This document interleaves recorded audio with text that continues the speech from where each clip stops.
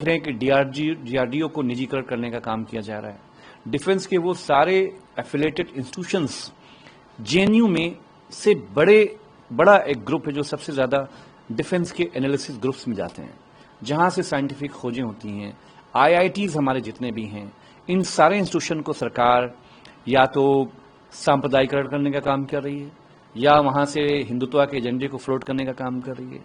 अगर हम अपने देश की दौलत का एक हिस्सा हम सुभांशु जी जैसे नौजवानों पे खर्च करेंगे, इजाद पे खर्च करेंगे, कैंसर की दवाइयों का इजाद पे खर्च करेंगे, तो आने वाले भारत में हमारे युवाओं में बहुत ताकत है। भारत के युवाओं में, उनकी सोच में, फिक्र में एक माहौल मिलना चाहिए। लेकिन जिस तरह से शिक्षा का निजीकरण, विश्वविद्यालयों का निजीकरण हो रहा है, हमें लगता है कि सुभांशु जैसे देखिए, माननीय सर्वोच्च न्यायालय की जो भी गाइडलाइंस हैं डिफरेंट मामले में, उत्तर प्रदेश की सरकार उसको फॉलो करने को तैयार नहीं है। ऐसी कौन सी बात है कि जब ह्यूमन राइट्स कमीशन के जो एतराजात हैं उसको सरकार मान ले। उच्च न्यायालय की जो बुलडोजर को लेकर गाइडलाइंस हैं, आज जो है हमारे कौशाम्बी के क्षेत्र में, डुमरियागंज के क्षेत्र में मजार तोड़ी गई। पहले कहा गया है कि जो बुलडोजर की कार्रवाइयां हैं उस पर जो है फिलहाल रोक है। तो सरकार किसी भी तरीके से जो कांवड़ रूट में सिर्फ पोलराइजेशन के लिए कि कैसे हिंदू मुस्लिम एक टेंशन बिल्ड हो, ये जो उस पे जो लोग हैं, जो होटल्स हैं, उनकी धर्म के नाम पे पहचान करना ताकि उनको ढंग से पीटा जाए। आप कहीं मुसलमान बावर्ची मिल जाएगा, मुसलमान गरीब एक बर्तन धुलने वाला मिल जाएगा, जिसके खिलाफ कितना बड़ा माहौल बनाया गया। तो सीधे सीधे सरकार किसी भी तरह के धार्मिक आयोजन करने में फेल है। उसका मकसद है कि हर धर्म के कार्यों को किस तरह से राजनीतिकरण करके प्रदेश में टेंशन का माहौल बना जाए। ये पुलिस ऑफिसर्स भी यही चाहते हैं, क्योंकि उन्हें मालूम है कि आदरणीय मुख्यमंत्री जी को शासन, राज्य को कैसे चलाना है, राज्य को कैसे ऑपरेट करना है, उन्हें पता है कि उन्हें इसका कोई आइडिया नहीं है। तो पुलिस फूल कर रही है भारतीय जनता पार्टी की मुख्यमंत्री जी के ऑफिस को। मिशन था उसको कंप्लीट करके आज लैंड कर गए हैं कैलिफोर्निया में। अभी कुछ देर पहले तस्वीरें आई थी, जो पूरा मिशन था वो सक्सेसफुल रहा, एक्सियोम 4। बहुत मुबारकबाद नौजवान शुभांशु जी को। उत्तर प्रदेश के लिए, लखनऊ के लिए तो गौरव का, खुशी का पल है ही, पूरे देश के लिए गौरव की बात है।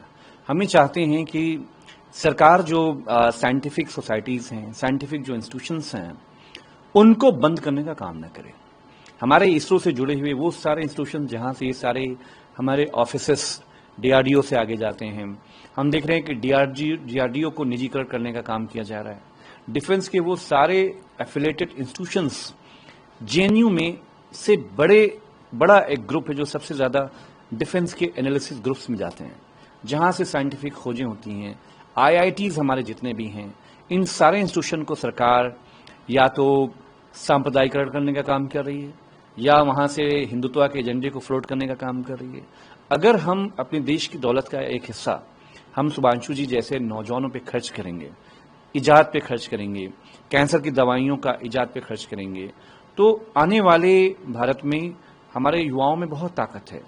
भारत के युवाओं में, उनकी सोच में, फिक्र में एक माहौल मिलना चाहिए। लेकिन जिस तरह से शिक्षा का निजीकरण, विश्वविद्यालयों का निजीकरण हो रहा है, हमें लगता है कि शुभांशु जैसे नौजवान और पैदा होने चाहिए। और हम ये उम्मीद करते हैं कि आने वाली सरकारों में हम इन सभी साइंटिफिक जो खोजें हैं, इसके लिए बड़े बड़े इंस्टीट्यूशंस, उसकी बुनियादें पड़नी चाहिए और उसको प्रमोट होना चाहिए। के ऊपर जिसमें आज वो यहाँ पे आए, हालांकि उनको बेल कोर्ट से मिल गई है श्योरिटीज पे। देखिए, बताया गया कि आदरणीय राहुल जी पे जिस साहब ने बीजेपी आरएसएस से जुड़े हुए जो याचिका करता है, उनकी भावनाएं आहत हो गई थी। तो समाजवादी पार्टी ये पूछना चाहती है कि डिप्टी चीफ मिनिस्टर जो मध्य प्रदेश के हैं, उन्होंने कहा था कि इस देश की सेना, सैनिक, फौजें प्रधानमंत्री नरेंद्र मोदी के चरणों में पड़ी हुई हैं। मेरी तो भावनाएं आहत हुई हैं, हमारे जैसे करोड़ों लोगों की भावनाएं आहत हो सकती हैं कि कोई भी फौज किसी की गुलाम नहीं है। तो सवाल यह है कि आदरणीय राहुल जी को जो डराने का सिलसिलेवार कोशिश है, विपक्ष को जो डराने की कोशिश है, इंडिया ब्लॉक के आदरणीय जो एलओपी हैं राहुल जी, वो डरने वाले लोग नहीं इन कायरों से।